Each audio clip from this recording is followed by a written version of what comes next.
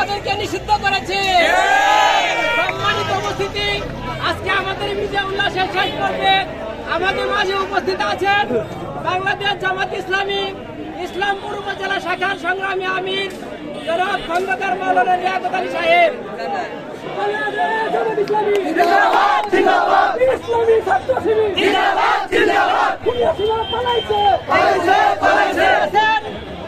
জামাত ইসলামী ইসলামপুর উপজেলা শাখার সংগ্রামী নায়েব আমির জননেতা জনাব মাওলানা আমজাদ সাহেব। উপস্থিত আছেন বাংলাদেশ ইসলামী ছাত্র শিবির ইসলামপুর উপজেলা শাখার সংগ্রামী সভাপতি জনাব আসারুল্লাহ।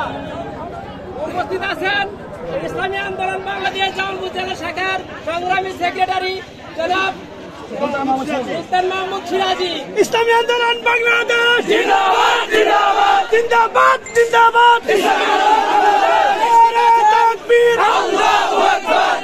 ইসলামপুর উপজেলা শাখার সম্মানিত কর্মকর্তা সদস্যবৃন্দ, সম্মানিত ইউনিয়ন দায়িত্বশীল বৃন্দ এবং সর্বস্তরের উপস্থিতি, আজকে আমাদের সময় সম্প্রদায় আরো আমাদের অনেক এলাকায় এলাকায় প্রধান মিছিল হবে, এজন্য আমরা লম্বা করতেছি। এই পর্যায়ে বক্তব্য নিয়ে আসছেন ইসলামী ছাত্র শিবির ইসলামপুর উপজেলা শাখার সংগ্রামী সভাপতি জনাব আসারুল্লাহ।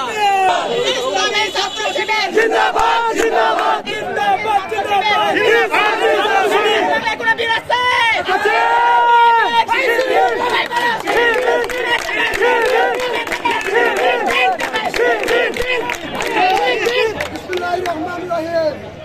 মুক্তিকামী জনতা, আপনারা জানেন ছাত্র সমাজের উপর নির্মম হত্যাযজ্ঞ চলেছে আওয়ামী লীগ সরকার। এর প্রতিবাদে ধর্ম বর্ণ নির্বিশেষে সারা বাংলায় অভ্যুত্থানের মধ্যে আমরা এই খুনি আচরণকে বাধ্য করেছি দেশ ছাড়তে। আমরা ছাত্র সবাই জানিয়ে দিতে চাই, বাংলাদেশে একটা ছাত্র শিবির থাকতে এই খুনি আচরণ ঠাঁই হবে না।